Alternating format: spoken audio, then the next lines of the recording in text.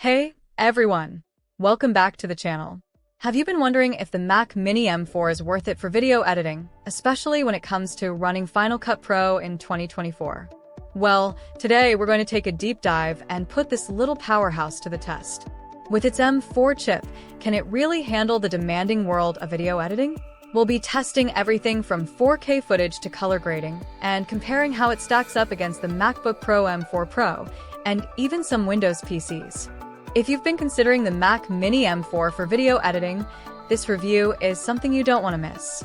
Before we get into the nitty-gritty, if you like tech reviews that cut to the chase, go ahead and hit that like button and subscribe to the channel. It really helps us out, and we'd love to have you join the community.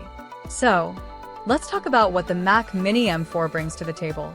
First up, it's powered by Apple's new M4 chip, which is part of the same family of chips that we've seen in the MacBook Pro M4 Pro and the MacBook Air M4. But unlike the MacBook, the Mac Mini M4 is a desktop, and that means it's a little more powerful, thanks to its cooling system. The M4 chip itself is what's going to give it that extra edge when it comes to video editing tasks. It has up to a 10-core CPU and a 16-core GPU, which should give you tons of power when dealing with things like color grading or working with 4K footage. And it's not just about the chip. You also get up to 64 gigabytes of unified memory.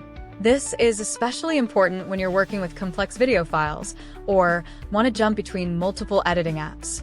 The memory is shared between the CPU and GPU, so you don't have to worry about data bottlenecks, which can really slow things down in other systems. For a video editor, this is a game changer because the more memory you have, the smoother your editing experience will be, particularly with high-res footage. And with Thunderbolt 4 ports, you're able to transfer files between external drives or monitors at incredible speeds. That means less waiting and more time editing. Now, I know a lot of you are probably asking, how does this hold up when editing 4K video? Well, here's where it gets exciting.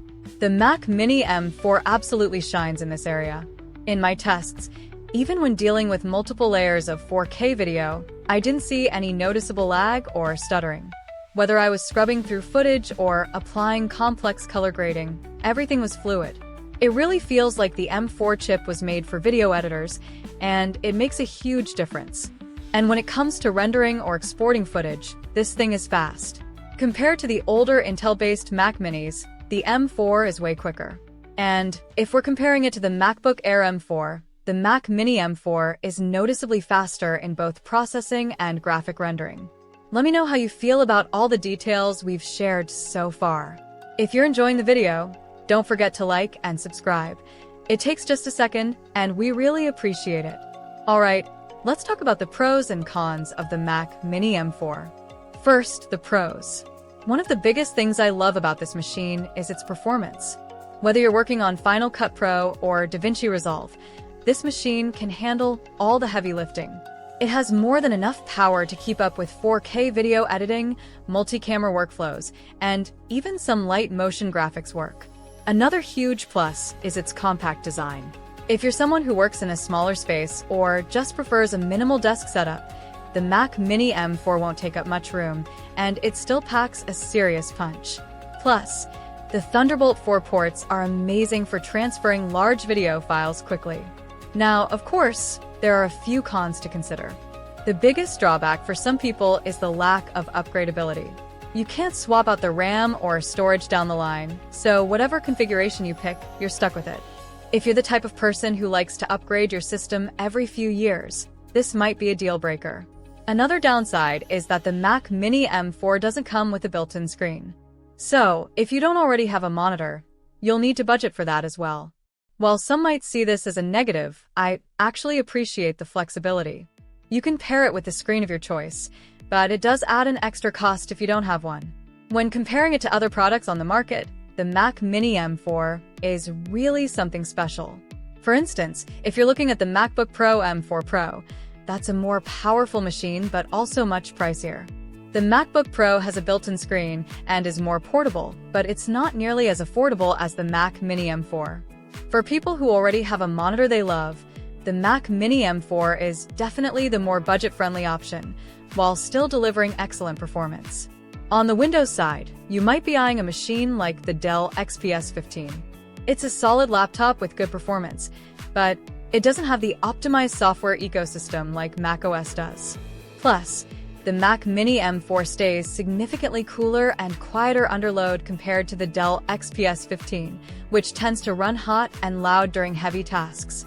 And when it comes to software like Final Cut Pro, the Mac Mini M4 has a huge edge, since Final Cut Pro is only available on macOS. If you're looking for the ultimate video editing experience, Apple really has the software optimization nailed down. So, who's the Mac Mini M4 best for? If you're a video editor who wants a powerful, budget-friendly desktop that can easily handle 4K footage, color grading, and multi-layer edits, this machine is perfect for you.